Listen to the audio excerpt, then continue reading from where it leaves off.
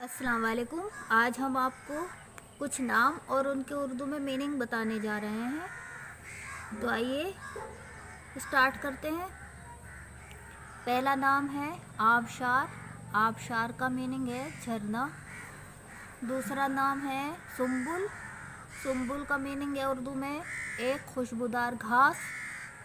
तीसरा नाम है शबीना, जिसका उर्दू में मीनिंग है रात का या बासी।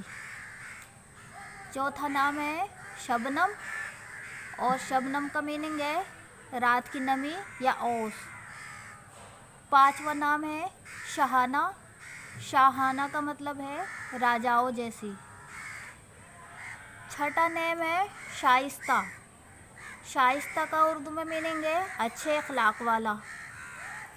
और सातवां है शुजात। शुजात का मीनिंग है बहादुरी या हिम्मत। आठवां नेम है शबाब, और शबाब का उर्दू में मीनिंग है जवानी। नौवां नाम है शिफा। शिफा का मतलब है इलाज या नदी का किनारा। 10वां नेम है शकीला। शकीला का मतलब है खूबसूरत या सजी धजी। 11वां नाम है शगुफ्ता।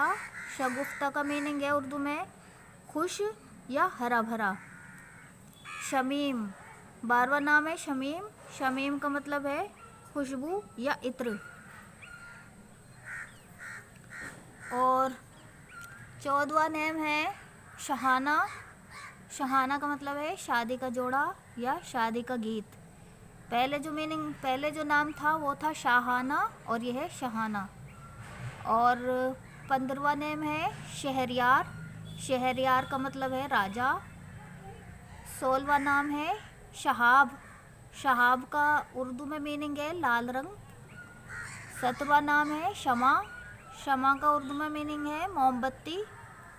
18वां नाम है शाद। शाद का मीनिंग है खुश।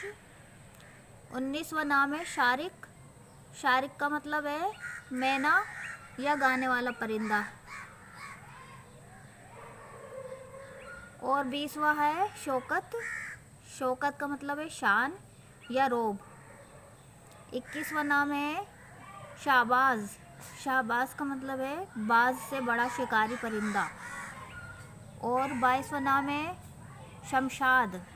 शमशाद का मतलब है लंबे कद वाला पेड़ या लंबा पेड़,